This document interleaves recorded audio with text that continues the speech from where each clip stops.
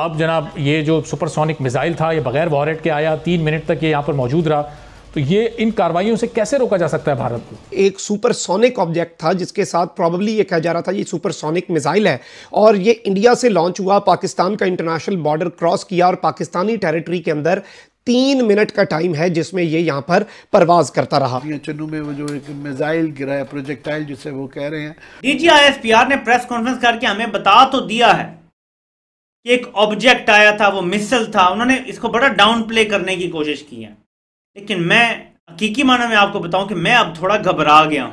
اور 260 کلومیٹر اندر تک سفر کیا، پاکستان کی حدود میں 260 کلومیٹرز آئی ہے اور بہت زیادہ ملک کے لیے خطرناک ہے۔ لیکن اصل چیز یہ ہے کہ اب ہمیں S-400 کی ضرورت ہے۔ جس طرح یہ میزائل اندر آ گیا ہے، اگر اس کے ساتھ وار ہیڈ لگا ہوتا تو جو تباہی آنی تھی ہم اس کا تصور بھی نہیں کر سکتے۔ ظاہری بات ہے ہماری ٹیریٹوریل انٹیگریٹی کی، ہماری ایئر سپیس کی، تمام تر چیزوں کی یہ ایک کھلی خلاف ورزی ہے۔ بارڈرز پر انڈیا فلرٹ کر رہا ہے پاکستان کے ساتھ، دباؤ ڈالنے کی کوشش کر رہا ہے۔ منٹ تک یہ یہاں پر موجود رہا، تو یہ ان کاروائیوں سے کیسے روکا جا سکتا ہے بھارت کو؟ دیکھیں یہ دونوں جو کاروائیاں ہیں نا، جو پارلیمنٹ ہاؤس یا پارلیمنٹ لاجز میں جو ہوا اور جو پاکستان کے بارڈرز پر ہو رہا ہے یا پاکستان کی فضائی حدود میں ہو رہا ہے، یہ اس کا بڑا گہرا تعلق ہے آپس میں۔ اچھا، پاکستان کے اندر انسٹیبلٹی کی کوشش کی جا رہی ہے، تو دوسری طرف جو ہمارے بارڈرز ہیں وہاں پر آپ یہ دیکھیں کہ پچھلے 1 مہینے میں 3 ہفتے میں سب سے پہلے تو ہمیں یہ پتہ چلا کہ ان کی ایک سب مرین آئی، پاکستان کی حدود میں آئی، پھر اس کے بعد آج جو پتہ یہ چلا کہ جناب ایک انہوں نے میزائل مارا ہے، اور یہ بڑا خوفناک حملہ تھا۔ لیکن وہ اس کی جو راستہ انہوں نے بتایا ہے وہ راستہ اس نے اختیار کیا جو پاکستان کی کمرشل ایئر لائنرز کرتی ہیں، جو میاں چنو کے قریب گرا کے۔ تو بارڈرز پر انڈیا فلرٹ کر رہا ہے پاکستان کے ساتھ، دباؤ ڈالنے کی کوشش کر رہا ہے، پاکستان کی جو افواج ہیں ان کو انگیج کرنے کی کوشش کر رہا ہے۔ انٹرنلی وہ لوگ جو بظاہر امریکہ اور یورپ اور یورپین یونین اس کے ساتھ جن کی پولیٹیکل الائنمنٹ ہے، وہ اس حکومت کو ہٹانا چاہتے ہیں۔ تو میں کیا کہوں، سب کو سمجھ آ رہی ہے کہ یہ کیا ہے۔ اب تو آج تو بالکل بلی نہیں بلا تھیلے سے باہر نکل آیا، جو کچھ ہوا ہے اس کا آپس میں یہ بالکل جڑا ہوا ہے۔ ناظرین کرام، اس وقت پاکستان کی فوج کی جانب سے ایک انتہائی اہم اور تہلکہ خیز پریس کانفرنس کی گئی ہے، اور اس پریس کانفرنس کے اندر بھارت کی جانب سے کل رات میاں چنو میں ایک سپر سونک میزائل کے داخل ہونے اور پھر اس کے گرنے کے حوالے سے بڑی اہم اور تہلکہ خیز ڈیٹیلز پاکستان کی فوج کی جانب سے بھی دی گئی ہیں۔ D G I S P R major general Babar Iftikhar نے ایک انتہائی اہم ترین پریس کانفرنس کی، جس کے اندر جنرل بابر افتخار نے بھی بات کی، اور ان کے بعد ایئر فورس کی طرف سے سینئر آفیشلز نے بریفنگ دی اور اپنی جو پریزنٹیشن ہے اور ٹیکنیکل پوائنٹس ہیں وہ بھی بتائے۔ ناظرین کرام، رات گئے ایک واقعہ ہوتا ہے اور سوشل میڈیا کے اوپر اس کی بڑی بازگشت ہوئی، اور شروع میں ایک خبر آئی کہ میاں چنو کے قریب جی خانیوال کے اندر پاکستان کا جو علاقہ ہے وہاں پر ایک کوئی پاکستانی آرمی کا کوئی ٹریننگ والا ایئر کرافٹ جو ہے وہ کریش ہو گیا۔ شروع میں یہ ڈیٹیلز آئیں اور اس کے حوالے سے آفیشل تو کوئی بیان نہیں آیا تھا، لیکن اس کے بعد جب لوگ وہاں پر پہنچے، آگ بجھائی گئی، تو یہ کہا گیا کہ آرمی ایویشن کا ایک ڈرون گرا ہے۔ اس کے ساتھ ہی ساتھ ایئر فورس سے جب ہم نے رابطہ کیا رات گئے تو ان کی طرف سے ہمیں یہ کنفرم کیا گیا کہ پاکستان ایئر فورس کا نہ کوئی طیارہ نہ کوئی ڈرون یہاں پر گرا ہے، تو یہ تھا کہ شاید آرمی کی جو ایویشن کا ڈپارٹمنٹ ہے اس کا کوئی ڈرون ہوگا، کوئی ٹریننگ کے لیے ہوگا، کوئی اس طرح کے معاملات ہوں گے۔ تو یہ تمام تر وہ چیزیں ہیں جو کل رات تک بازگشت کرتی رہیں۔ اس کے حوالے سے پاکستان کی فوج کا کوئی آفیشل موقف ابھی تک نہیں آیا تھا، اور پھر اس کے اوپر ہماری یہی اطلاعات ہے کہ تمام تر اسپیکٹ سے اس کا جائزہ لیا گیا، ٹیکنیکل اسپیکٹ سے اور ہر چیز سے۔ ناظرین کرام، 27 فروری 2019 ابھی ہمیں نہیں بھولا، اور شاید بھارت کو بھی نہیں بھولا ہوگا جب انہوں نے بالا کوٹ کے اندر ایک سرجیکل سٹرائک کرنے کی کوشش کی۔ اب پاکستان کی اب ٹائمنگ بھی دیکھ لیں، پاکستان کے اندر ایک سیاسی عدم استحکام ہے۔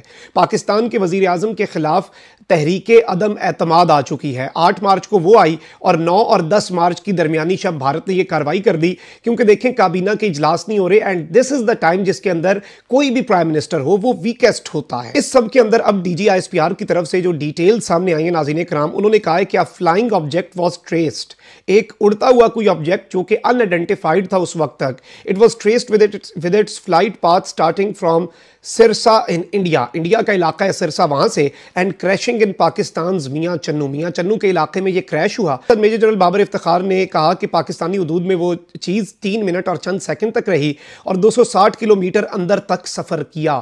پاکستان کی حدود میں 260 کلومیٹرز آئی ہے. اڑنے والی چیز ممکنہ طور پر غیر مسلح تھی. ہم اس واقعے پر کسی قسم کی اشتعال انگیزی نہیں کر رہے. سخت قسم کے کشیدہ حالات اس وقت نظر آ رہے ہیں, اور یہ جو ابھی ریسنٹ ڈیولپمنٹ ہے یہ نیچرل ہے یا ان نیچرل؟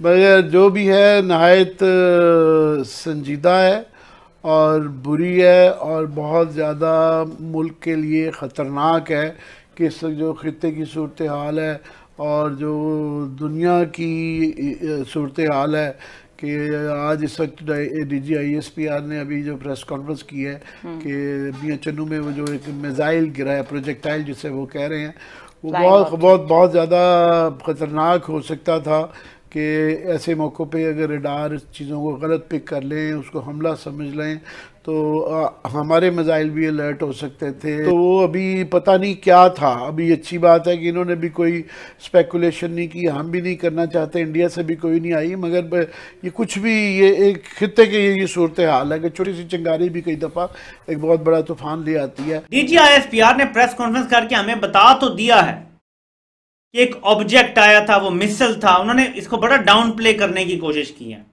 لیکن میں حقیقی معنی میں آپ کو بتاؤں کہ میں اب تھوڑا گھبرا گیا ہوں. جب ایک میزائل لانچ ہوتا ہے اور وہ میزائل ہماری ٹیریٹری میں آتا ہے اور 100 کلومیٹر سے زیادہ اندر آ کے گرتا ہے, 130 یا 140 کلومیٹر اندر آ کے گرتا ہے, ٹوٹل وہ 250 شاید یا 300 کلومیٹر کا فاصلہ طے کرتا ہے, 250 سے کچھ اوپر. میں صرف یہ کہنا چاہتا ہوں کہ کیا ہمیں یہ پتا تھا کہ اس میں ایٹمی مواد ہے یا نہیں ہے, اور یہ سب کچھ چند منٹ میں ہو گیا کیونکہ سپر سونک میزائل تھا. لیکن اصل چیز یہ ہے کہ اب ہمیں S-400 کی ضرورت ہے. جس طرح یہ میزائل اندر آ گیا ہے, اگر اس کے ساتھ وار ہیڈ لگا ہوتا تو جو تباہی آنی تھی ہم اس کا تصور بھی نہیں کر سکتے. دیکھیں ہمارے اگر چونکہ آبادی ہندوستان کی زیادہ ہے, آپ کمپیئر کر لیں, ہمارے کہیں اگر یہ 5 افراد ہیں, ان کے وہاں پہ 10-12 افراد ہیں. وہ 10-12 افراد جو ہیں وہ اکٹھے ہیں, متحد ہیں. وہاں نہ کوئی بی جے پی ہے, نہ کوئی کانگریس ہے, سارے ہندوستانی ہیں. ہم جو ہے 5 ہیں, کوئی پی ٹی آئی ہے, کوئی مسلم لیگ نون ہے, کوئی پیپلز پارٹی ہے, کوئی جو ہے وہ تحریک لبیک ہے, کوئی اور کوئی پارٹی بنی ہوئی ہے مذہبی یا سیاسی جماعت.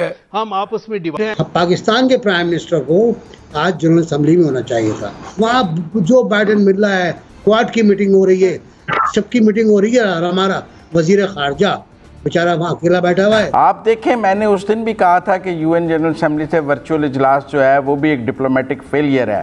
شاہ محمود قریشی آئرلینڈ کے وزیر خارجہ کو مل رہے ہیں, وہاں کویت کا سربراہی اجلاس ہو. لگتا ہے کہ پوری دنیا نے نا ہمیں بین کر دیا پاکستان کو. مراسی بننا ہمارا کام نہیں ہے, اور یہ کوئی پاکستان پر تنقید نہیں ہے, یہ عمران خان پر جو تنقید ہے یہ ہمارا حق ہے.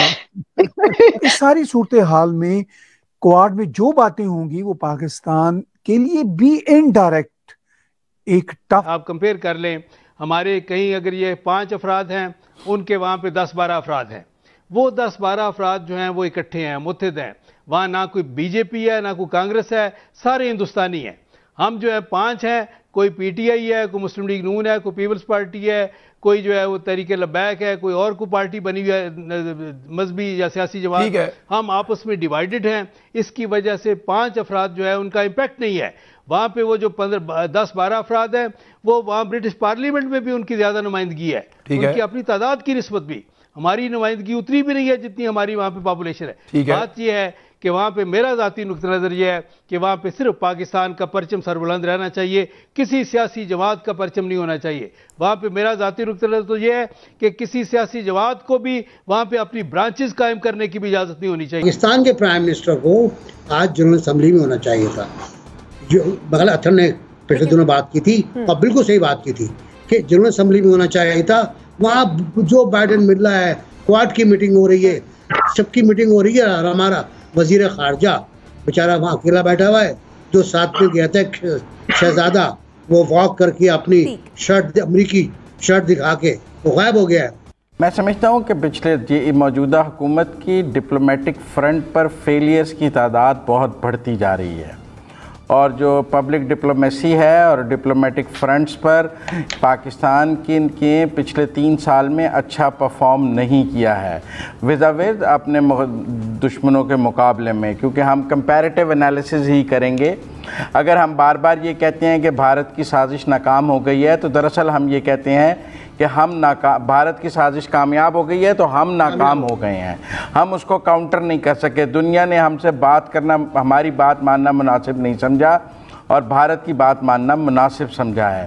آپ دیکھیں, میں نے اس دن بھی کہا تھا کہ UN جنرل اسمبلی سے ورچوئل اجلاس جو ہے وہ بھی ایک ڈپلومیٹک فیلئر ہے. شاہ محمود قریشی آئرلینڈ کے وزیر خارجہ کو مل رہے ہیں, وہاں کویت کا سربراہی اجلاس ہو رہا ہے. مقابلہ کیا ہے ڈپلومیٹک فرنٹ پہ ہمارا اور ان کا؟ 20 ماہ سے تو پاکستان کے وزیر اعظم کی چینی صدر سے کبھی بات نہیں ہوئی. پچھلے 20 ماہ میں ہم کہتے ہیں ہمارا سارا دار و مدار چین پر ہے, پچھلے 20 ماہ سے ہماری چینی صدر سے وزیر اعظم کی بات نہیں ہوئی. روس کے صدر سے ملاقات نہیں ہو پا رہی, وہ بھی ایک ٹیلی فون کال سے ہم آگے نہیں پڑھ پا رہے, اور ہم دنیا کو کہہ رہے ہیں کہ ہم روس اور چین کے بلاک میں جا رہے ہیں. تو اس طرح تو بلاک میں نہیں جایا جاتا ہے, کہ بلاک میں تو تب جاتے ہیں جب اگلے آپ کے رائٹ اور لیفٹ پہ کھڑے ہوں گے آ کر, تو دنیا کو پیغام ملے گا کہ وہ ہمارے رائٹ اور لیفٹ پہ کھڑے ہیں. اور اگر دنیا کو پتا ہو کہ ہماری ان سے بھی 20 ماہ سے بات نہیں ہوئی, تو دنیا کو سمجھ ہے کہ وہ کتنا ہمارے ساتھ ہیں اور کتنا ہمارے سے دور ہیں, دنیا اسی طرح ڈیل کرے گی.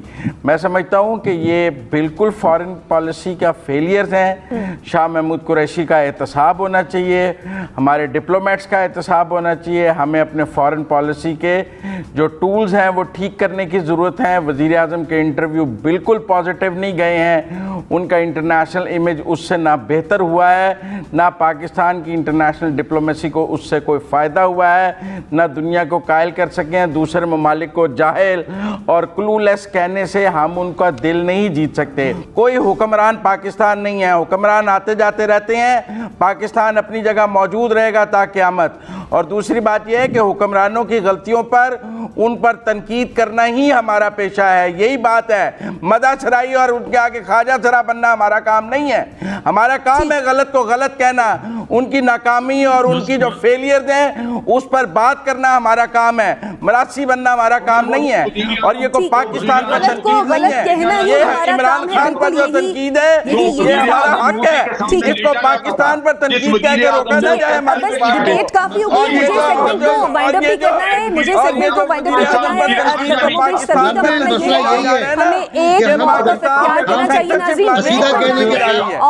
ایک تو لگتا ہے کہ پوری دنیا نے نا ہمیں بین کر دیا پاکستان کو, بہت رسوا ہو کے تیرے کوچے سے ہم نکلے. تو یہ تو نیوزی لینڈ کو کہنا چاہیے, لیکن ہم کہہ رہے ہیں کیونکہ وہ ہمیں چھوڑ کے چلے گئے. اس کے بعد انگلینڈ نے بھی کہہ دیا کہ نو, ہم نہیں آ رہے. طاہر صاحب, میں یہ کہہ رہی ہوں کہ ان کے جتنے بھی یہاں پہ ٹورسٹ بلاگرز ایمبیسیڈرز جو یہاں پہ ہوتے ہیں مختلف کنٹریز کے, وہ ان کی جب بھی ہمیشہ جب بھی ٹویٹ کوئی سوشل میڈیا پہ آتا ہے, وہ ہمیشہ پاکستان کی تعریف کرتے ہوئے نظر آتے ہیں. کبھی باہر سے کسی نے یہ نہیں کیا کہ وہ پاکستان کی برائی کر رہے ہوں, لیکن ہمارے منسٹر جو ہیں وہ ان کی برائی کر رہے ہیں, اور پھر ہم نے امداد بھی انہی سے لینی ہے. اور پھر prime minister Narendra Modi United nation کی جنرل اسمبلی سے بھی خطاب کریں گے. اس سے تو خیر شاید پرائم منسٹر عمران خان بھی ورچوئل خطاب کریں گے, اور اس کے لیے سب سے بڑے ان کے نمائندے شہریار افریدی تو پہنچ ہی چکے ہوئے ہیں. وہ آلریڈی امریکنز کو اپنا پیغام پہنچا رہے ہیں کہ وہ کتنے لائق اور کتنے ذہین و فتین آدمی ہیں آپ کے سامنے, ان کا پیغام. سر کوئی ایسے ہی خطاب بھی نہ ہو جائے.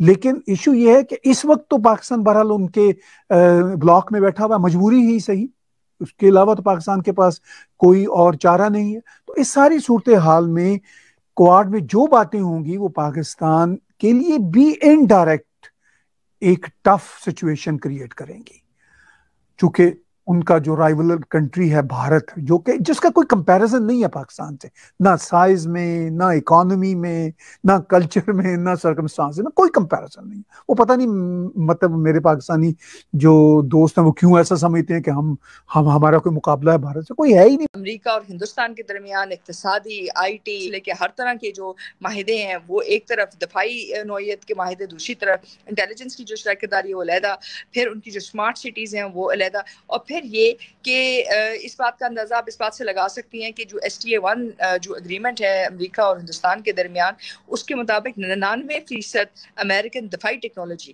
یا سینسیٹیو ٹیکنالوجی، حساس ٹیکنالوجی ہندوستان کو دی جا سکتی ہے بغیر کسی شرط کے۔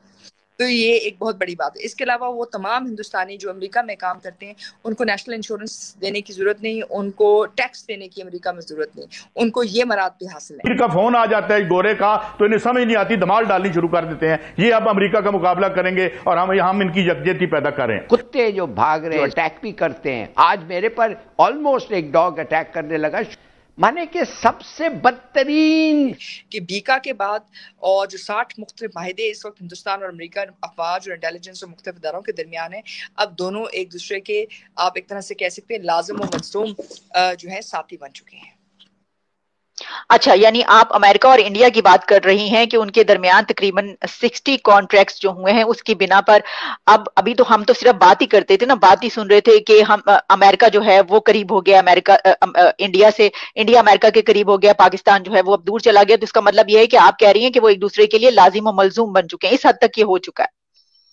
دیکھیں وہ کہہ چکے ہیں کہ جو آپ امریکن صدر جو مختلف صدور ہیں، ان کی آپ سپیچز دیکھ لیں تو وہ کہتے ہیں کہ ہندوستان کی کلیدی پوزیشن ہے اس خطے میں، بالخصوص بحرۂ عرب میں۔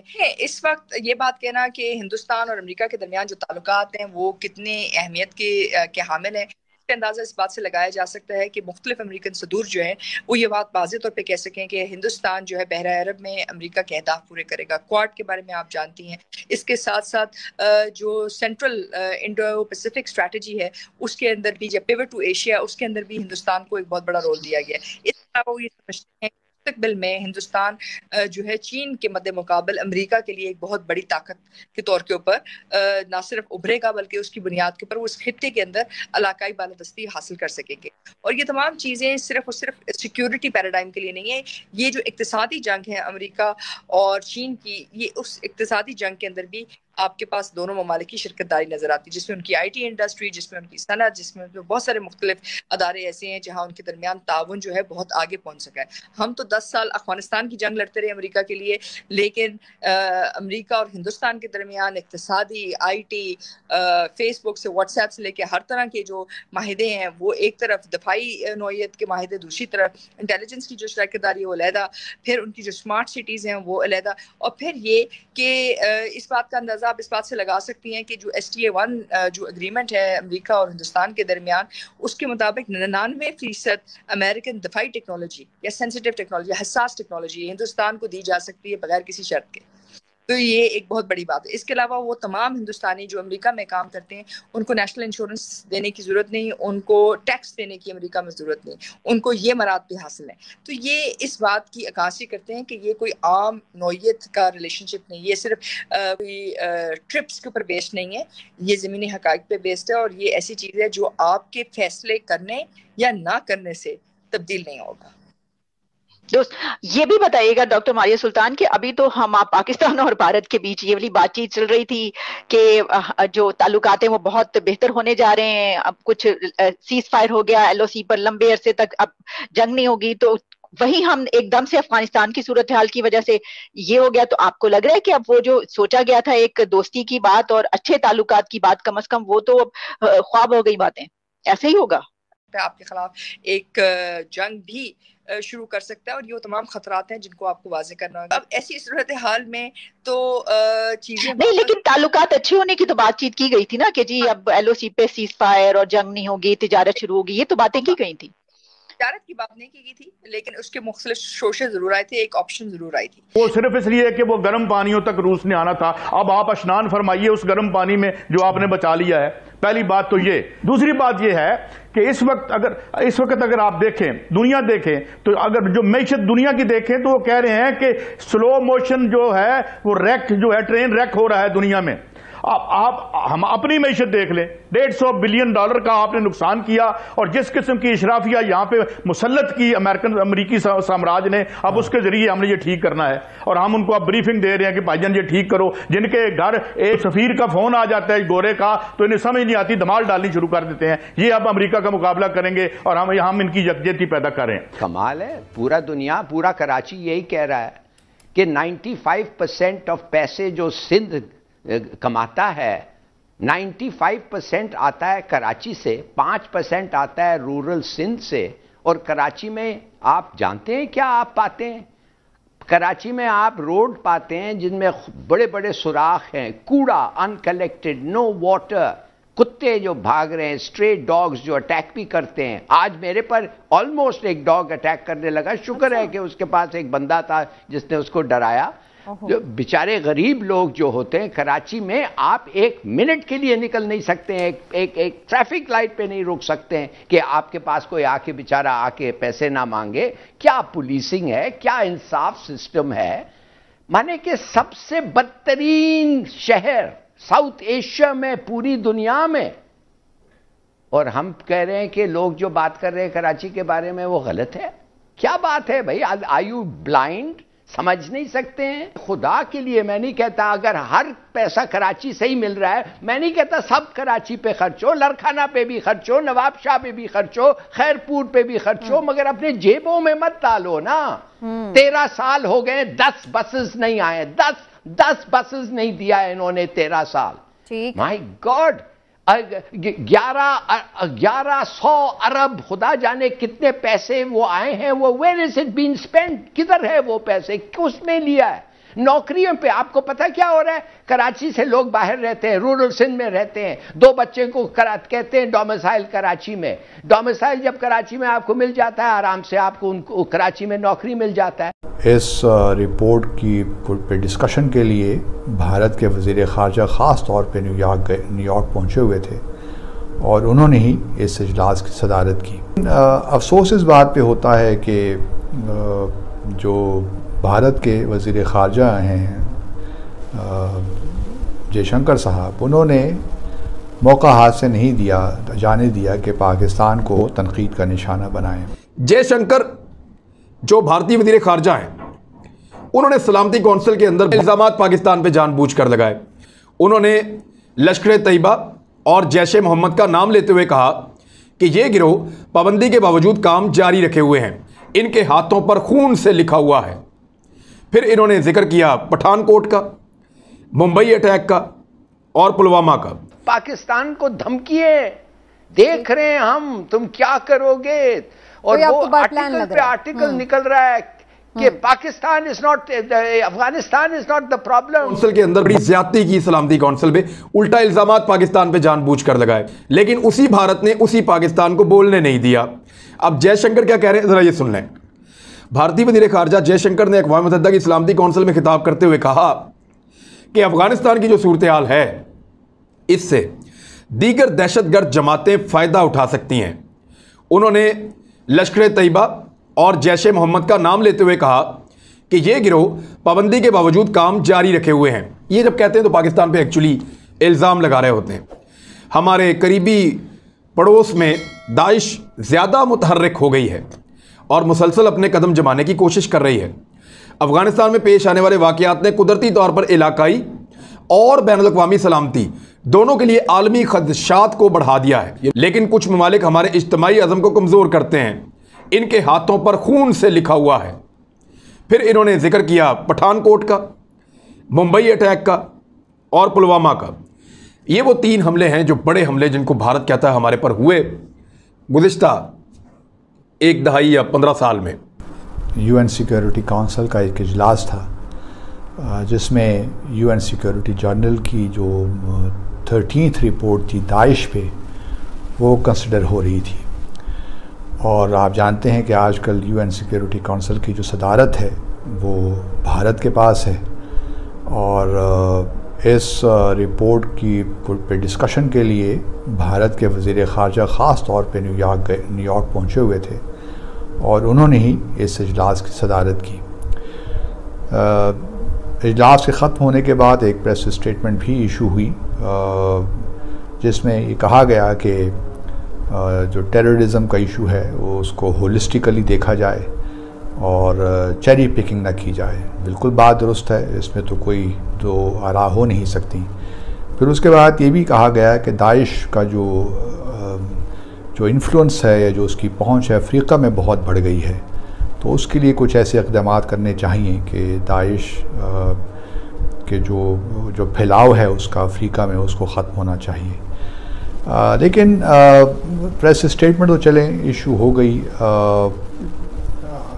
فارن منسٹرز نے جو وہاں پہ تھے یا آن لائن تھے انہوں نے اپنے اپنے خدشات کا اظہار بھی کر دیا، لیکن افسوس اس بات پہ ہوتا ہے کہ جو بھارت کے وزیر خارجہ ہیں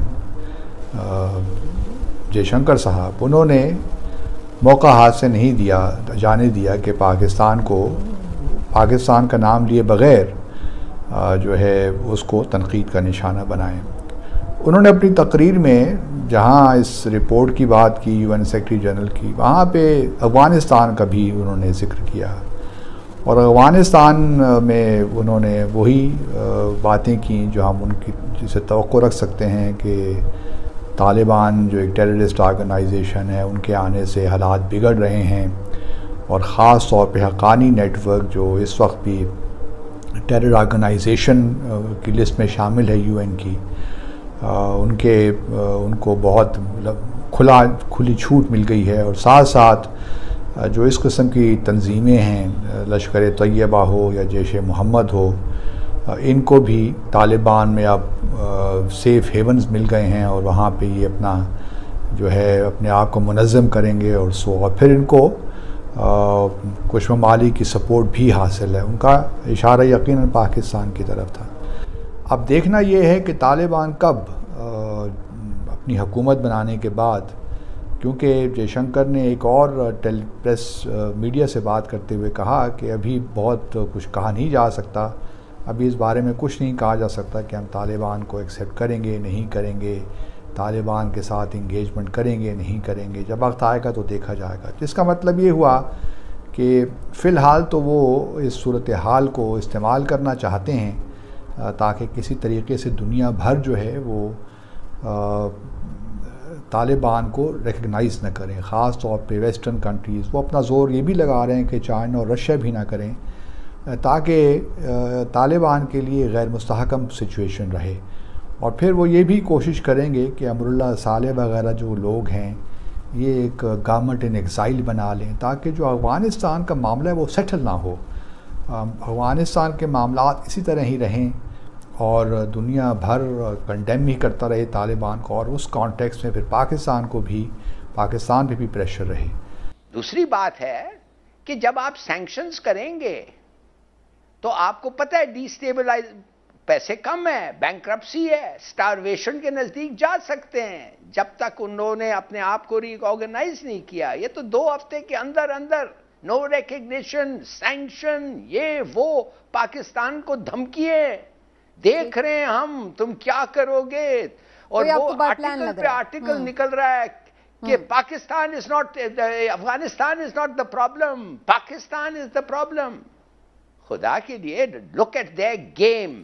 لیکن ہلال صاحب اس بات کی کیا گارنٹی ہے؟ ٹھیک، لیکن ہلال صاحب اس بات کی پھر بھی کیا گارنٹی ہوگی کہ وہاں پر دہشت گرد تنظیمیں نہ پنپ سکیں؟ دوبارہ سے TTP کے اوپر بھی بات چیت ہو رہی ہے، ان کے بھی لوگ رہا کر دیے انہوں نے، تو پاکستان کے لیے اس طرح سے نہ کوئی مسئلہ بن جائے۔ سب سے اہم اور مصروف ترین UK کی ڈیسٹینیشن پر بھی PIA بین ہو گئی ہے۔ I'm asking you. Otherwise I will not come in your show. No sir, I'm asking you. میں نے یہ بولنے کے لیے بلایا، آپ صرف سوال پوچھ سکتے ہیں۔ نہیں، میں سے ایک سامنے آئے ہیں، وہ نہ صرف حیران کن ہے بلکہ لگ رہا ہے کہ پریشان کن بھی ہیں۔ ہمارے ذرائع کے مطابق 262 پائلٹس جن کے لائسنسز کو وزیر ہوا بازی نے جوشی خطابت میں پہلے جعلی قرار دیا اور پھر مشکوک کہا، اب ان تمام حالات کا ڈائریکٹ اثر پڑا تھا PIA پر، کیونکہ PIA پر پابندیاں لگیں، यूरोप की अहम डेस्टिनेशंस पर PIA नहीं जा सकती। सबसे अहम और मसरूफ तरीन UK की डेस्टिनेशन पर भी PIA बैन हो गई है। यहाँ हैरानकुन बात यह है कि PIA क्रैश के बाद लेकिन जिस अंदाज में PIA पर मलबा डाला गया उससे ये तासुर मिला कि सारा इदारा ही मुजरिम है। नतीजा माली नुकसान और साख की बर्बादी सब PIA के हिस्से आई और अब गैर मुल्की कंपनीज ने पाकिस्तान में ऑपरेट करना शुरू कर दिया है ताकि मुसाफिर हवाई सफ़र कर सकें। और हमें नुकसान पर जो हमारी पहले से एयरलाइन नुकसान पर जो है वो चल रही थी, जिसके बिजनेस को कोरोना वबा से और नुकसान हुआ, उसे वजीर हवाबाजी की जल्दबाजी का खमियाजा भुगतना पड़ा है। यहाँ एक डिस्क्लेमर ज़रूर देना ज़रूरी है कि एक भी जाली पायलट नहीं होना चाहिए। क्रेडेंशियल्स अप टू डेट और आलमी मयार के मुताबिक होने चाहिए, लेकिन मसला सिर्फ ये है कि गंदी मछलियों को निकालने का जो तरीका अपनाया गया, क्या उसके असरात को मद्देनज़र रखा गया था? अहम सवाल है कि जाली लाइसेंसेस जो हैं वो निकले हैं।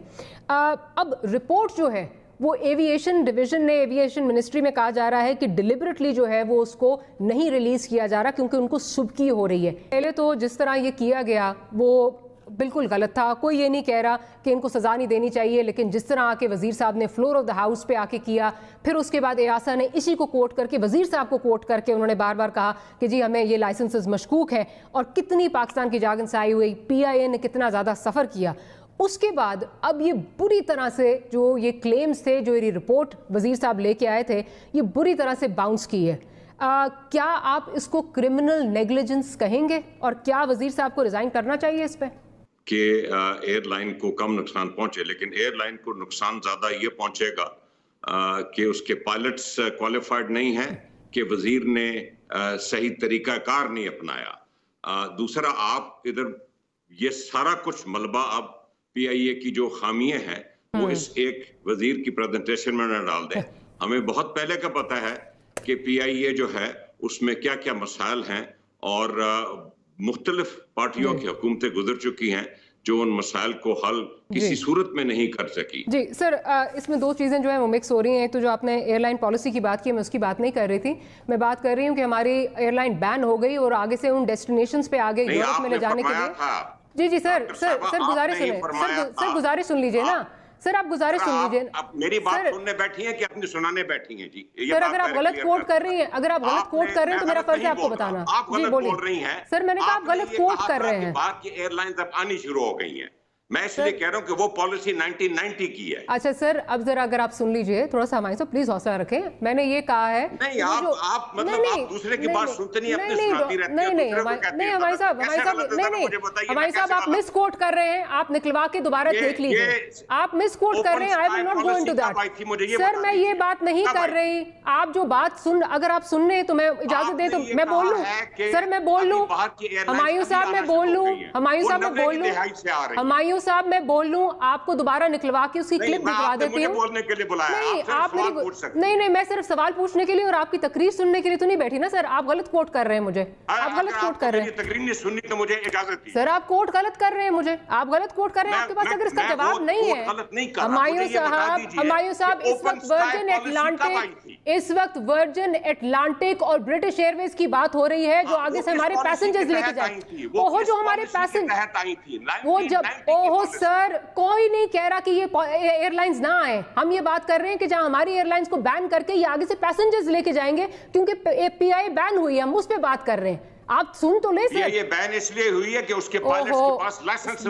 जी सर ठीक है। आपको इसका मतलब कि आप समझते हैं कि तरीकाकार बिल्कुल ठीक था। रिपोर्ट बाउंस की है 180 में से 180 में से 262 में से 180 की जो है वो लाइसेंसेस लेजिटिमेट है, क्रेडिबल है। इसमें कोई आपको समझता, आप नहीं समझते कि क्रिमिनल नेग्लिजेंस है?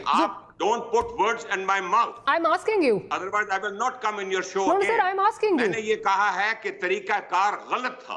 तो आप फिर ये पिछली हुकूमतों पे डाल रहे हैं। मैं ये कह रही हूँ कि अगर बाउंस की है, चले ठीक है, हमारी हुकूमत का गलत था। जी ठीक है सर, चले ठीक है। 30 बिलियन जैसे ही ये बैन आया तो 30 बिलियन का जो है वो लॉस हुआ पाकिस्तान इंटरनेशनल एयरलाइन को। उसके बाद मजीद जो है वो लॉसेस जो है वो होता रहा। उसके बाद ये रिपोर्ट बुरी तरह बाउंस कर गई है। क्या ये क्रिमिनल नेग्लिजेंस है? और क्या आप फ्लोर ऑफ द हाउस पे, क्योंकि झूठ बोला है वजीर साहब ने, इसमें गलत बयानी की है, آپ کوئی پریولیج موشن لانا چاہ رہے ہیں یا لائیں گے؟ جی بہت شکریہ ماریہ. دیکھیے اسی قسم کی نااہلی، غیر ذمہ داری اور افسوسناک واقعات اور معاملات کے اوپر ہی تمام اپوزیشن جو ہے کل وہ اے پی سی بلا رہی ہے، کیونکہ اس حکومت کی نااہلی اور غیر ذمہ دارانہ حرکتیں صرف اس پی آئی اے ڈبیکل کے اوپر نظر نہیں آتی ہیں. آپ کوئی بھی محکمہ اٹھا کے دیکھ لیں، آپ کوئی بھی شعبہ اٹھا کے دیکھ لیں، آپ خارجہ پالیسی اٹھا کے دیکھ لیں، آپ معاشی پالیسی اٹھا کے دیکھ لیں، ہر جگہ آپ کو ان کا ایک فیلئر نظر آئے گا، انکمپٹنس اور پھر ہٹ دھرمی اور پھر ایک انا کا مسئلہ. اور یہی وجہ ہے کہ اپوزیشن مجبور ہو گئی ہے اور ایک 1 پوائنٹ ایجنڈا کے اوپر متفق ہو کے کل ایک لائے عمل طے کرنے جا رہی ABC میں کہ آخر ان کا کرنا کیا ہے. دیکھیے بات یہ ہے، اگر وزیر اعظم صاحب کو چلیں اب یہ خیال آ گیا کہ جی اس طریقے سے نہیں، اس طریقے سے اس معاملے کو ڈیل کرنا چاہیے تھا اور اس طریقے سے floor of the house public کے سامنے، میڈیا کے سامنے یہ بات نہیں کرنی چاہیے تھی، بیکاز ایک بہت سینسٹیو معاملہ. سینسٹیو کیوں تھا ماریہ؟ کیونکہ آپ کی ایک نیشنل ایئر لائن کی بات یہاں پر ہو رہی ہے. آپ کے پائلٹس باہر کی ایئر لائنز بھی جو ہیں وہاں بھی کام کر رہے ہیں، they are flying those airlines also. اور اب اگر دیکھیں، اگر میں سنوں گی کہ جی پی آئی کا نا جعلی لائسنس والے پائلٹ ہیں تو میں تو بولوں گی بھائی میں نے پی آئی میں ٹریول نہیں کرنا دوسری جگہ. تو نہ صرف آپ کے ملک کی جگہ خزائی ہوگی، ادارے کی تو ہوئی، لیکن جو آپ قومی خزانے کو جو نقصان پہنچے گا اس بات کا، اور جو ہوا آپ نے دیکھا. اور اب مزے کی بات یہ ہے، اور مزے کی کیا افسوسناک بات یہ ہے کہ یہ انٹرسٹڈ نہیں، جو ان کے پاس 2 مہینے اپیل کا ٹائم تھا انہوں نے اپیل ہی نہیں کی. تو ساتھ میں انہوں نے کہا جناب کہ باقی پوری دنیا ہمیں الاؤڈ ہے، ان کو ورک پرمٹ بھی دیں گے، سب کچھ کریں گے، پاکستانی جو ہیں آپ نہیں آ سکتے اس میں. اتنا بڑا واقعہ ہے، پاکستانی تنگ ہو رہے ہیں، بہت سارے پاکستانیوں کو وہاں پہ تنگ کیا گیا، ان کی خبریں. ساتھ میں انہوں نے کہا جناب کہ باقی پوری دنیا ہمیں الاؤڈ ہے، ان کو ورک پرمٹ بھی دیں گے، سب کچھ کریں گے، پاکستانی جو ہیں اس میں یہ پاکستانی ہیں، ٹرکش ہیں، یمنیز ہیں، دیگر 2-4 لوگ جو ہے نا آپ نہیں آ سکتے اس میں. ان لوگوں کو کوئی بھی اس بات کے پچھلے 1 ہفتے سے مسلسل میں ان کو انور بیگ صاحب جو ہیں وہ مسلسل وہ ان معاملات پہ صحافیوں کو اپڈیٹ کرتے رہتے ہیں. 6 فون کال وہ مجھے کر چکے ہیں، 5 انہوں نے ارشد کو کی ہوں گی. ہر ایک صحافی کو کہتے ہیں کہ خدا کے لیے مسئلہ اٹھائے ہیں کہ ان کو احساس ہے حکومت پاکستان کو کہ اس کا کتنا بڑا نقصان ہونے والا ہے آپ کو، جو آپ ہر سال وہاں پہ بھیجتے ہیں، لوگ جاتے ہیں اور آپ کو $3-4 بلین کی یو ای کی آپ کی مارکیٹ ہے، $4 بلین کی آپ کی سعودی سے ہے، اور ایسے بیٹھے ہوئے ہیں نظام سکہ ٹائپ کوئی حکومت کا ہمارا وہ چل رہا ہے. 1 ٹکے کا کہیں سے فارن آفس کا بیان نہیں ہے، کوئی فرق نہیں پڑتا، کوئی حکومت پاکستان کا بیان. ویسے ٹویٹر پہ سارا دن صبح 6 بجے اٹھتے ہیں ناشتہ کر کے، رات کو آخری میرے خیال 12-2 بجے کے قریب جا کے سوتے ہیں، ٹویٹر چلتا رہتے ہیں. اتنا بڑا واقعہ ہے، پاکستانی تنگ ہو رہے ہیں، بہت سارے پاکستانیوں کو وہاں پہ تنگ کیا گیا، ان کی خبریں آ رہی ہیں. آپ کے فارن آفس کے بابو صاحب نے بھرتی کیے ہوئے ہیں، وہاں پہ آپ کا باقاعدہ ایک کونسلیٹ ہے یا وہاں پہ جو ایمبیسی ہے. آپ نے ایمبیسڈر سے پوچھا کہ بھائی صاحب یہ خبریں آ رہی ہیں ٹھیک ہیں غلط ہیں؟ اچھا اس کے بعد فارن آفس نے ان سے پوچھا، آپ کے ایمبیسڈر یہاں پہ یو ای کے رہتے ان سے بات کی کہ بھائی صاحب انڈیا کو اس میں شامل نہیں کیا، دیگر ممالک نہیں ہے، دنیا کے 190 ممالک پہ بین نہیں، ہم پہ بین لگ گیا. بالکل وہ کہتے ہیں ٹھنڈ پروگرام ہے، نہ عمران خان صاحب کو کنسرن ہے، نہ ان کو وزیروں کو دلچسپی ہے، نہ فارن آفس کو دلچسپی ہے. اتنے بڑے 2 انٹرنیشنل واقعات جو اگلے پچھلے 1-2 دنوں میں ہوئے ہیں، پوری ٹوٹل کیبنٹ ایک ڈارک میں، اندھار میں، ان کو دلچسپی نہیں. میں نے پوچھا اپنے 2-3 ذرائع سے میں نے بات کی، میں کہ بھائی صاحب کوئی بات ہوئی؟ انہوں نے کس چیز کی؟ میں کہ سعودیز کی ان کی ملاقات ہوئی، اتنا بڑا واقعہ ہے؟ کہتے ہیں نو. میں کہ سر جی یو ای نے بین کر دیا پاکستان کو، ہمارا وہاں سے $9-10 ارب آتا ہے اور پھر اس کے بعد سونا نکالنے والے ہیں، تو کیا کریں گے؟ اس نے کہا کوئی بات نہیں. تو میں کہ کیا باتیں ہوئی؟ وہاں پھر باتیں کیا ہوئی ذرا سنیں سر جی. مطلب اس سے زیادہ کیا بات ہو سکتی ہے کہ جس ملک کے وزیر اعظم کو ان کے 60 کی کیبنٹ کو دلچسپی نہیں ہے، فارن آفس کو دلچسپی نہیں ہے، 22 کروڑ لوگوں کو نہیں ہے، 1-1 ٹکا ہم بھیک مانگتے ہیں دنیا میں ڈالر سے، جہاں سے ڈالر آ رہے ہیں اور ان کے ساتھ تعلقات آپ کے خراب ہو چکے ہیں، اس کا کوئی الٹرنیٹ نہیں ہے آپ کے پاس. اب تک تو آپ کو ٹیلی فون کرنا چاہیے تھا، یو ای سے بات کرنی چاہیے تھی. اگر آپ کے اس ملک کی اگر تھوڑی سی ہمدردی، آپ تو فلائٹ لے کے جاتے کہ بھائی صاحب ہم آنا چاہتے ہیں، ہم سے بات کریں، ہمارے ورک پرمٹ کیوں روکا ہے آپ نے؟ نہیں، وہ اپنے ہمارے ایگو کے مسائل ہیں. خیر اب باتیں کیا ہوئی عامر صاحب، یہ تھوڑی سی بات لمبی ہوگی.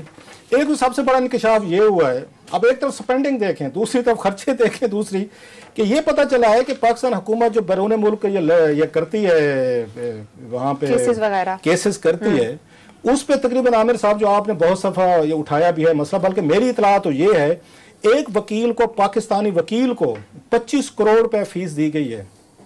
یہ بھی کوئی ڈیٹا اگر سامنے آئے، کوئی کوشچن ڈالے نا قومی اسمبلی میں या सेनेट में या कोई कमेटी या कैबिनेट का कोई वजीर उन्हें कहें, फरोग नसीम साहब को कहा कि अगली दफा हमें ब्रीफिंग देंगे, मेरे जराए कह रहे हैं इस पे किस किस फर्म को हमने ये हायर किया, कितने पैसे दिए, कितने वकील थे, हमें इस पे डेटा दें। जरा ये भी कहें कि किस किस वकील को कितने पैसे दिए, ब्रेक डाउन लेके ये जर्नल ना जाए, इनको कहें ब्रेक डाउन दें, इनके पास डेटा पड़ा हुआ सारे का सारा इसके लॉ मिनिस्ट्री के पास।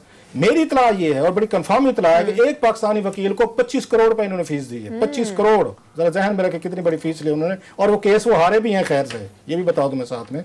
अब अगली बात ये है कि उन्होंने इस पर ब्रीफिंग देनी है। $300 मिलियन के करीब आमिर साहब, जो अगर आप रेट रुपया बन गया, ये तकरीबन आपको 45-50 अरब रुपया लग चुका है अब तक केसेस का। मोस्टली केसेस ये हारे हैं हमारे, ये मोस्टली केसेस जो है यहाँ पे हारे गए। सो अगली दफा ये कैबिनेट को कहा कि हमें इस पर ब्रीफिंग दें कि किस किस लीगल फर्म को हमने कैसे हायर किया, उससे क्या हमने उसके बाद आके क्राइटेरिया। एक तो चीज इसमें ये थी, किन इश्यूज को नजरअंदाज किया गया। बड़े अहम मेरा ख्याल है आज मीटिंग थी और हम ये एक्सपेक्ट कर रहे थे कि कोई 2-4 इश्यूज ऐसे हैं जिस पे कैबिनेट जो है यकीनन वो बाकी एजेंडा भी अहम होता है, लेकिन बाज़ एजेंडे साइड पे रख के वो ये बात करेंगे कि हमें ब्रीफ करें। स्पेशली फॉरेन मिनिस्टर जो है इनके ये जो है अपने कुरैशी साहब हैं, उनके बारे में सुना है, शायद कुछ उन्होंने कुछ एंकर से मुलाकातें की हैं, अपना एक ग्रुप, आपको पता है हर एंकर्स का, हर ये वजीर का अपना एक होता है, फेवरेट्स होते हैं, तो उनको उन्होंने बैठ के उनकी जो ये उस पर सऊदीज की मुलाकातें हुई हैं। तो रिपोर्टरली मैं कहीं पे मैं उस पर ट्विटर पे कुछ जर्नलिस्टों का देख रहा था, तो उन्होंने उनको 2-4 को 5-6 को वटेवर जो भी थे बैकग्राउंड ब्रीफिंग दी है कि जनाब हमारा क्या मौक़िफ़ है या जो भी है। अब सवाल ये है कि इतनी बड़ी डेवलपमेंट है कि आपने शॉर्ट नोटिस पे इतवार के दिन ही उसकी खबर ब्रेक हुई और आपने फौरी तौर पर जर्नलिस्टों को तो बुला लिया कि कहीं हमारे ऊपर कोई फायर वर्क ना हो, क्योंकि ये काम होता है ना सहाफियों को मैनेज करना, अच्छा उनके साथ बातचीत करना, उठ के मिलना, सलाम करना, दरवाजे पर छोड़ आना ताकि हमें कुछ ना कहें, ये वजह होती है मोस्टली। बैकग्राउंड ब्रीफिंग भी होगी, कुरैशी साहब ने दे दी। सवाल ये है कि वो 8-10 सहाफ़ी वो जिनको इन्होंने ब्रीफिंग दी वो अहम है, उनको कंसर्न भी है, सहाफियों को होगी, मैं समझता हूँ फॉरेन ऑफिस को होगी। ये जो हमने फौज, ये जफर मौज वहाँ पे बिठाई हुई है कैबिनेट में, एक वजीर को भी ये ख्याल नहीं आया कि वो शाह कुरैशी साहब से पूछें सर इतनी बड़ी डेवलपमेंट हो रही है वहाँ पे हमारे इसमें, जो हमारे पाकिस्तान पे जिसका इम्पैक्ट आना है और डायरेक्ट इम्पैक्ट आएगा इसका। अभी से बहस हमारे यहाँ शुरू हो गई है, तो ये उनको नहीं कहना चाहिए था कैबिनेट को कि जनाब कि आप हमें ब्रीफ करें इस पर, आज ही करें, सारा काम छोड़ें। 2-3 बड़ी मेजर डेवलपमेंट्स हैं, आप उन पे बात करें, जिन पे बात हुई मैं वो भी बताता हूँ कि किन इश्यूज पे बात हुई है। इनसाइड स्टोरी आपके साथ पूरी शेयर करते हैं। कैबिनेट के एक वजीर को भी दिलचस्पी नहीं थी कि वो शाह कुरैशी साहब या फॉरेन ऑफिस तो पाकिस्तान को for the sake of it के कुरैशी साहब आप अगर 10-12 सहाफियों को बुला के ऑफ द रिकॉर्ड आप ब्रीफिंग दे सके, मेरी कैबिनेट को भी जरा एजुकेट करें कि ये क्या इन्होंने कहना है, हमारी लाइन क्या होनी, लाइन चले ना भी हो, थोड़ा एनालिसिस तो बताए ना। फॉरेन ऑफिस में ना फॉरेन दिलचस्पी है कि हमने इनको एजुकेट करना है, ना अगलों को दिलचस्पी है। इंडिया जो है ओपन करने जा रही है IIT Indian institute of technology open करने जा रही है UAE में। जी हाँ, एक बहुत बड़ी अचीवमेंट है, यानी कि अब जो इंडियन प्रोफेसर हैं वो पढ़ाने जा रहे हैं UAE में, यानी कि अब इंडिया के जो प्रोफेसर हैं या इंडिया का जो एजुकेशन सिस्टम है वो अब प्रमोट और ज़्यादा होने जा रहा है। इंडिया का इन्फ्लुएंस, एजुकेशन का सिस्टम का जो इन्फ्लुएंस है या IIT का जो सिस्टम का इन्फ्लुएंस है वो मज़ीद बढ़ता हुआ नज़र आ रहा है। तालीम करते हैं, यूनिवर्सिटियाँ बना रहे हैं, इनको ये नहीं पता चपड़गतुओं को कि जाओ जाके अपने प्राइमरी स्कूल देखो। बड़ी अच्छी बात है, वहाँ भी जो यंग यूथ है हमारी, अगर पाकिस्तान से नहीं हम लोग इस चीज़ को अवेल कर सकते तो मोस्ट प्रोबेबली हम वहाँ जाके इस चीज़ को पाकिस्तानी भी अवेल। जो मैं पीटता हूँ ना, ये प्राइमरी एजुकेशन तुम्हारी कुछ शक्लें हैं यूनिवर्सिटियों वाली, ये फेस्ड आउट प्लान होता है भाई, मरहलावार। तुम्हारी प्राइमरी तुम्हारी तो बुनियाद ही गंदी है, कच्ची ईंटों की बुनियाद है तुम्हारी। आप किधर हैं? आप क्या मतलब दुनिया का मुल्क नहीं है? वैसे तो कहते हैं कि भाई हम न्यूक्लियर पावर है, हम ये हैं, हम वो है, मतलब फलां है, ढिमका है। जो पॉलिटिशियंस हैं वो इंडिया की किसी चीज़ को मतलब इस तरह मतलब परमिशन नहीं देंगे या इंडिया का इंस्टीट्यूट यहाँ पाकिस्तान में नहीं आएगा। मैम ये देखें कि हमने इंडिया की हर चीज़ अडॉप्ट की हुई है, फॉर एग्जांपल उनका कल्चर, उनका सब कुछ हमने अडॉप्ट किया हुआ है। इवन कि खाने के हवाले से मैं आपको बताती जाऊँ तो इंडिया जो है ओपन करने जा रही है IIT Indian institute of technology open करने जा रही है UAE में। जी हाँ, एक बहुत बड़ी अचीवमेंट है, यानी कि अब जो इंडियन प्रोफेसर हैं वो पढ़ाने जा रहे हैं UAE में, यानी कि अब इंडिया के जो प्रोफेसर हैं या इंडिया का जो एजुकेशन सिस्टम है वो अब प्रमोट और ज़्यादा होने जा रहा है। इंडिया का इन्फ्लुएंस, एजुकेशन का सिस्टम का जो इन्फ्लुएंस है या IIT का जो सिस्टम का इन्फ्लुएंस है वो मज़ीद बढ़ता हुआ नज़र आ रहा है। इस हिसाब से पता चल रहा है कि इंडिया का जो एजुकेशन सिस्टम है और IT सिस्टम जो है वर्ल्ड का बेस्ट IT सिस्टम कहलाया जा रहा है। तो और मैं इंडिया को बहुत ज़्यादा अप्रिशिएट करना चाहूँगी जिस हिसाब से वो वर्किंग कर रहे हैं अपने एजुकेशन सिस्टम पर, अपने IT सिस्टम में और इंफॉर्मेशन एंड टेक्नोलॉजी में अपनी यंग यूथ को बहुत ज़्यादा प्रमोट करते हुए नज़र आ रहे हैं। देखा जाए तो हम बहुत से IT एक्सपर्ट्स जो हैं वो जैसे गूगल के CEO के, बड़ी बड़ी इंस्टीट्यूट के जो CEO हैं, उन सबका ताल्लुक जो है वो इंडियन ओरिजिन से है और इससे पता चलता है कि इंडिया का जो इन्फ्लुएंस है या इंडिया का जो IT सिस्टम का इन्फ्लुएंस है वो मज़ीद जो है वो पूरी दुनिया में बहुत ज़्यादा बढ़ गया है और इंडिया डोमिनेंट होता जा रहा है पूरी दुनिया में। और अब ये एक और नया इनिशिएटिव हमारे सामने आया है। बाकी कंट्रीज़ को भी ये करना चाहिए। अब ये सोच के नहीं कि इंडिया को हम मतलब अगर एज आ पाकिस्तानी मैं इस चीज़ को करूँ तो हम कहेंगे कि अगर पाकिस्तान के तो पाकिस्तान क्यों इंडिया से प्रोफेसर्स बुलाए और हम इस चीज़ को ज़रा कंट्रोवर्सी वे से देखेंगे। अगर UAE ये कर रहे हैं तो बड़ी अच्छी बात है। वहाँ भी जो यंग यूथ है हमारी, अगर पाकिस्तान से नहीं हम लोग ये इस चीज़ को अवेल कर सकते हैं तो मोस्ट प्रोबेबली हम वहाँ जाके इस चीज़ को पाकिस्तानी भी अवेल करें और अच्छी बात है दुबई में भी अगर इस तरह का इंस्टीट्यूट ओपन हो रहा है तो यानी कि पाकिस्तान के यंग यूथ को भी बहुत ज़्यादा फ़ायदा होगा इसलिए, क्योंकि जहाँ तक मुझे लगता है, अब मुझे नहीं पता कि हमारी हायर अथॉरिटीज़ क्या कहती। अच्छा, जैसे आपने कहा कि हमारे हुक्मरान जो हैं या हमारे जो पॉलिटिशियंस हैं वो इंडिया की किसी चीज़ को मतलब इस तरह मतलब परमिशन नहीं देंगे या इंडिया का इंस्टीट्यूट यहाँ पाकिस्तान में नहीं आएगा। मैम ये देखें कि हमने इंडिया की हर चीज़ अडॉप्ट की हुई है। फॉर एग्ज़ाम्पल उनका कल्चर, उनका सब कुछ हमने अडॉप्ट किया हुआ है। इवन कि खाना पीना भी आज जो हमने अडॉप्ट किया है वो भी उन्हीं से किया हुआ है। तो क्या लगता है जो रंजिशें हैं मतलब पॉलिटिशियंस की, सियासत आ जाती है बीच में, इनको दूर करके हमें इस मतलब जो स्टडी एजुकेशन के मामले में भी हमें ट्रेड शुरू करनी चाहिए या आपस में उनके इंस्टीट्यूट इधर ओपन होने चाहिए? ऑब्वियसली एक अच्छी बात है, लेकिन उस चीज़ को ख़त्म करने के लिए सबसे बड़ा मसला हमारे बीच में जो एक तज़ाद है वो है मसला कश्मीर। जब तक वो सॉल्व नहीं होगा पाकिस्तान इंडिया का कभी भी तज़ाद ख़त्म ही नहीं हो सका। कुछ भी नहीं, सारा सिस्टम झूठ पे खड़ा है और ये कहते हैं करप्शन करप्शन कर। ओए तो मुल्क की इकोनॉमी असल में है ही करप्शन। आज कोई जादू का डंडा आपके मेरे पास आ जाए, हम करप्शन बंद कर दें, 6 महीने से कम अरसे में आधे से ज्यादा आबादी भूखी मर जाएगी। करप्शन ही तो इकोनॉमी है इस मुल्क की, झूठ का कारोबार है। तालीम करते हैं, यूनिवर्सिटियां बना रहे हैं, इनको ये नहीं पता चपड़गतुओं को कि जाओ जाके अपने प्राइमरी स्कूल देखो। ये जो महंगे स्कूल है मैं उनकी बात नहीं कर रहा, जहां गरीब आदमी का, आम आदमी का बच्चा जाता है, वो क्या है? सही बात। उसके तो स्कूल टीचर से बात करो तो रोना आता है, दिल करता बंदा इसके मुंह पे थप्पड़ मारे। उसका तलफ़ुज़ उर्दू का भी ठीक नहीं है, अंग्रेजी तो छोड़े। तो सारा धंधा झूठ पे चल रहा है।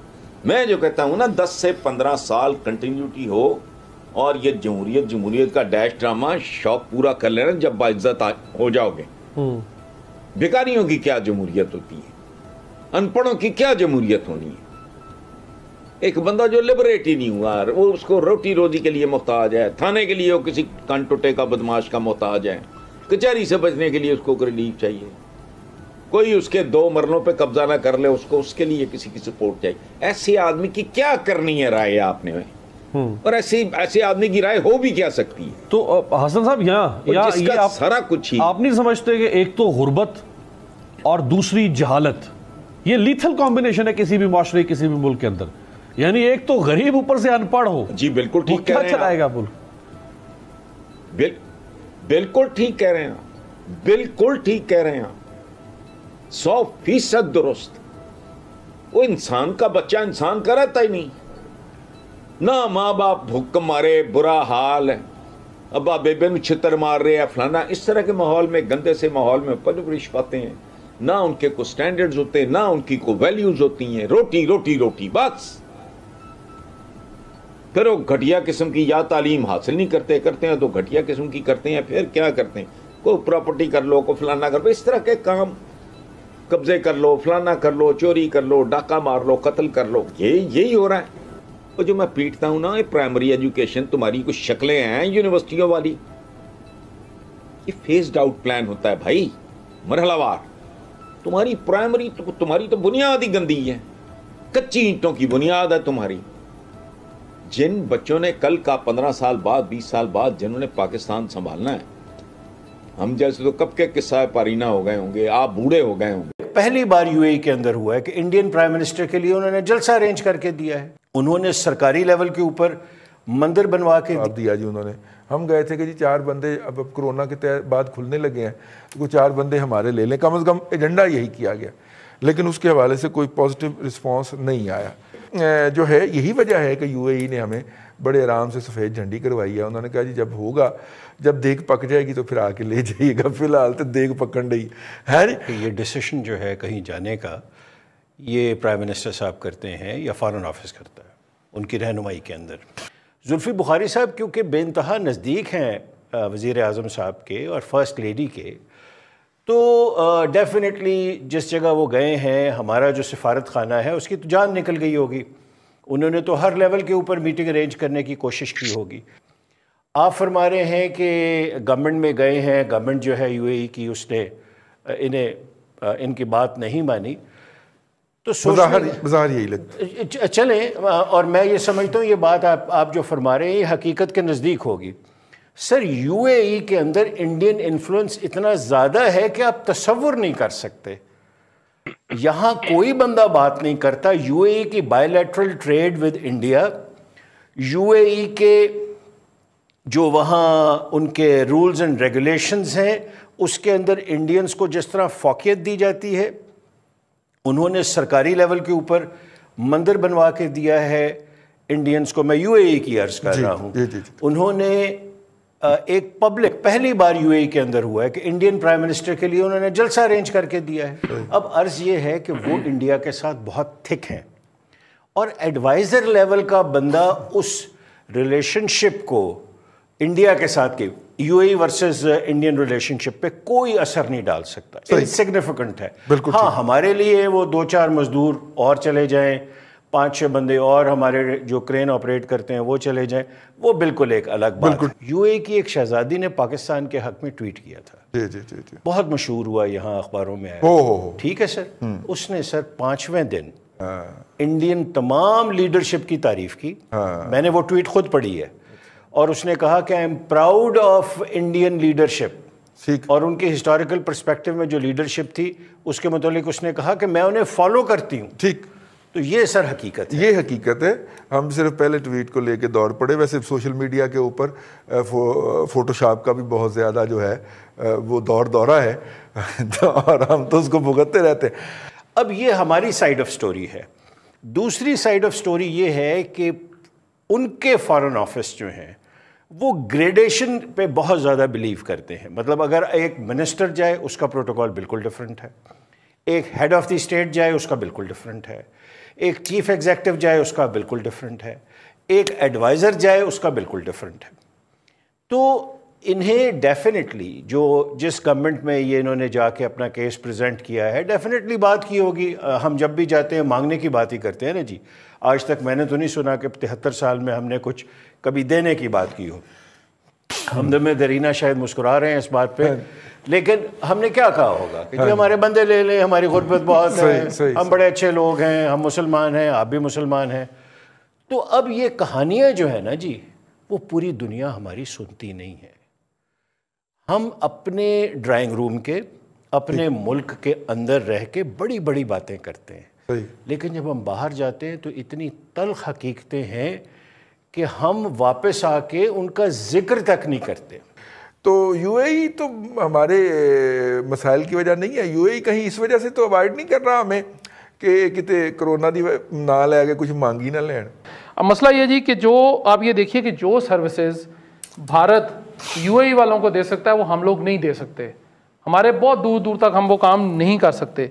اور تیسری بات یہ ہے رئیس صاحب کہ اگر ہمارے کچھ لوگ پرائیویٹلی کرتے بھی رہتے جی کرتے ہوں گے, میں نہیں کہتا, لیکن ہم لوگ آفیشلی نہیں کر سکتے جس طرح انڈیا آفیشلی کرتا ہے سارا کچھ.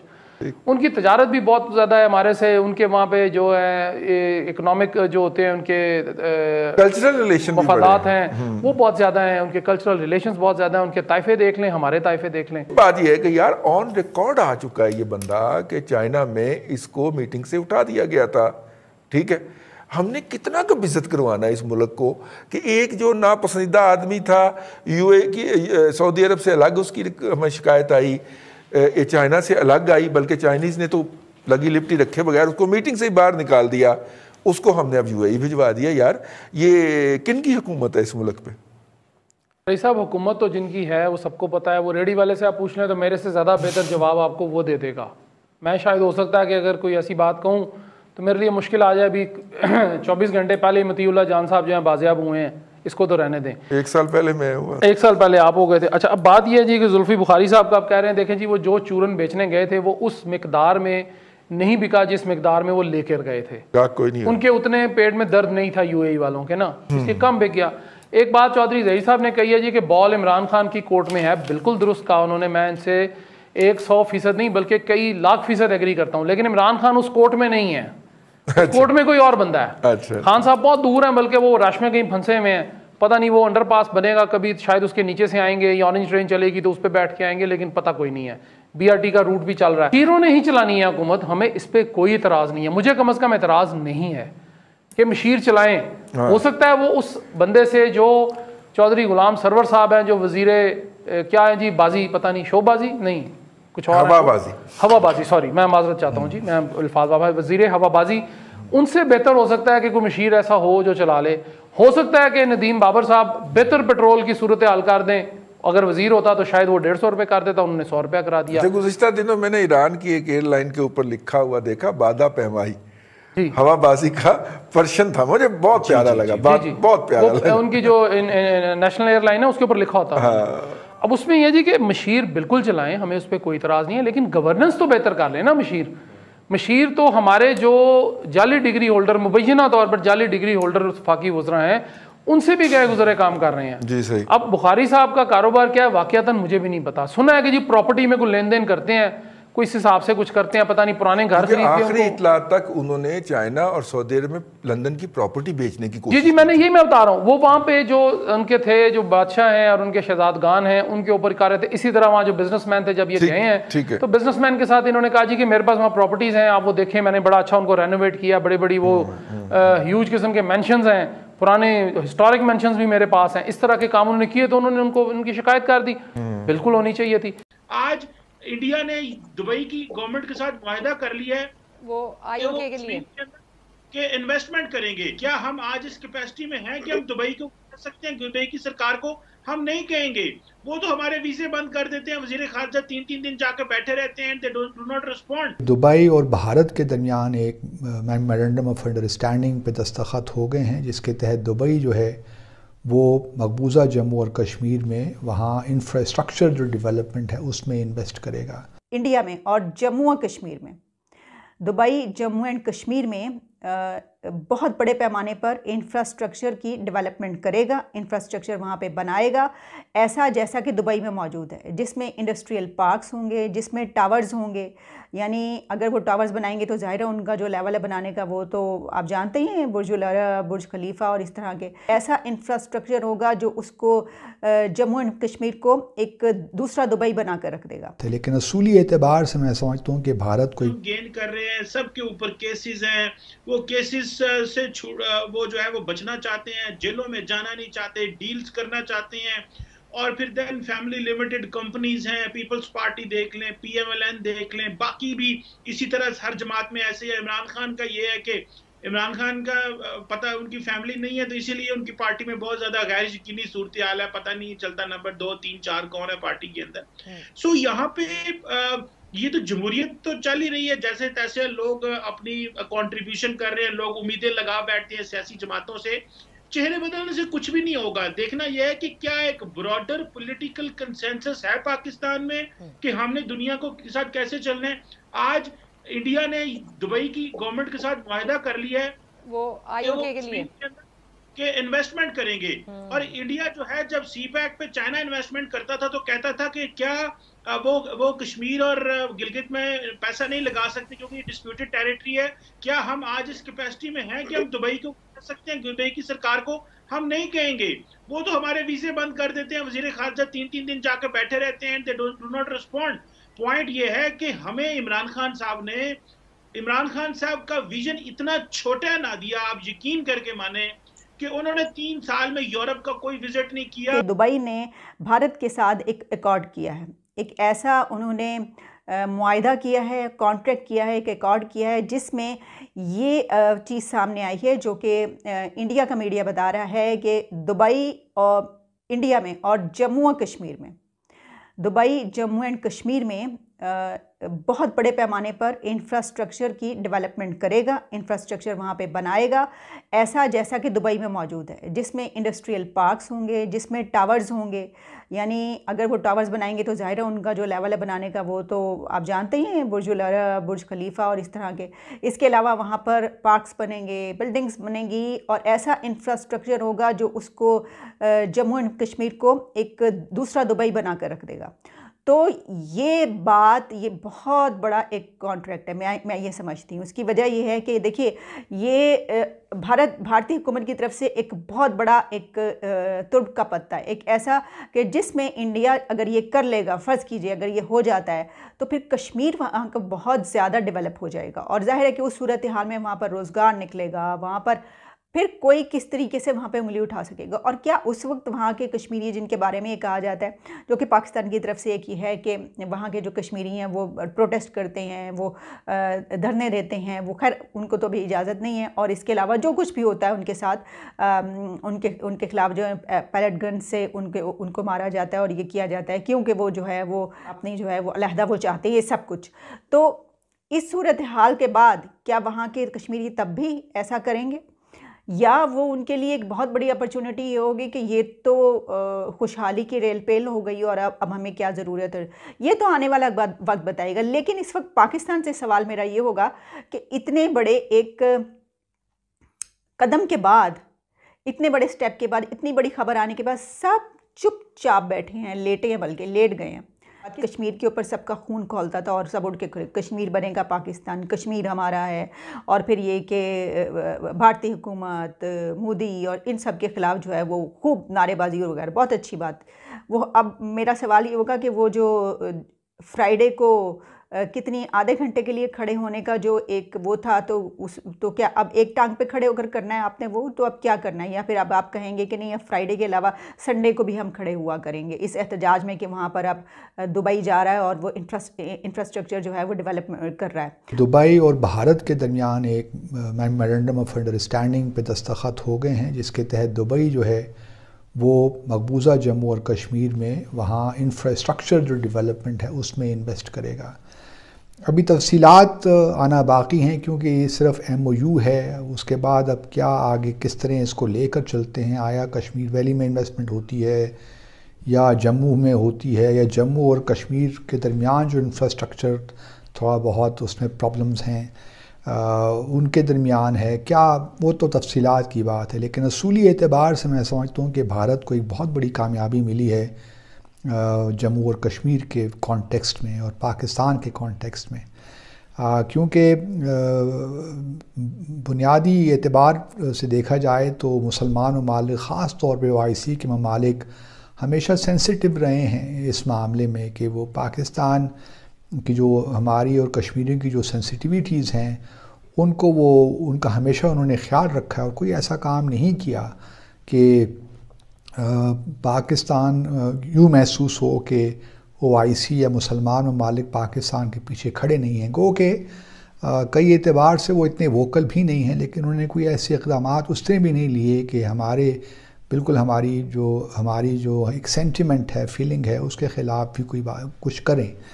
اسی وجہ سے بہت دفعہ ہم نے دیکھا کہ مسلمان ممالک کے ایون جو سفراء بھی وہاں نیو دہلی میں ہوتے ہیں یا اب تک تھے، تو وہ ذرا گریز کرتے تھے مقبوضہ جموں اور کشمیر جانے میں. سب سے بڑی خبر جو میرے پاس ہے جو میں آپ کو بتانا چاہتی ہوں وہ تو مسلم امہ کے اوپر ایک بم بن کر گرنی چاہیے یہ والی خبر جو ہے، اور خاص طور پر پاکستان کے مسلمان، پاکستان کے لوگ جو ہیں وہ تو اس خبر کو سہ بھی سکیں گے یہ نہیں، دیکھنے والی بات ہے. اسرائیل کے ساتھ تعاون کو تیار ہے، ترک صدر کا یہ سٹیٹمنٹ ہے. ترکی کی کوشش ہے کہ وہ خلیج فارس اور مشرق وسطیٰ کے ممالک کے ساتھ تعاون کو بڑھائے. اسرائیلی صدر آئزک ہیروزگ یہ نیا اسرائیلی صدر ہے، تو آئندہ مہینے وہ ترکی کا دورہ کرے گا. اب وہ تو بالکل ایسا لگ رہا ہے کہ جو ایک پاکستان کے لیے جہاں پر ایک بہت اچھے جذبات تھے ہمیشہ، اب وہاں پر انڈین انفلوئنس آ گیا، اسرائیلی انفلوئنس آ گیا. طیب اردوان मुस्लिम उम्मा का वो फिगर हैं जो कहते हैं मैं बनूंगा, मैं हूं। दोस्तों मुझे उम्मीद है कि ये वीडियो आपको पसंद आया होगा। वीडियो पसंद है तो प्लीज़ हमारे YouTube चैनल को जरूर सब्सक्राइब कीजिए। इसी प्रकार का भविष्य में वीडियो देखने के लिए चैनल को सब्सक्राइब कीजिए। हमारे इस YouTube चैनल पे आपको इससे भी ज़्यादा इंटरेस्टिंग वीडियो भविष्य में देखने को मिलता रहेगा। तो प्लीज़ हमारे YouTube चैनल सोच टाइम्स को सब्सक्राइब कीजिए, वीडियो को लाइक कीजिए, इस वीडियो को अपने दोस्तों के साथ जरूर शेयर कीजिए। नमस्कार, फिर मिलेंगे अगले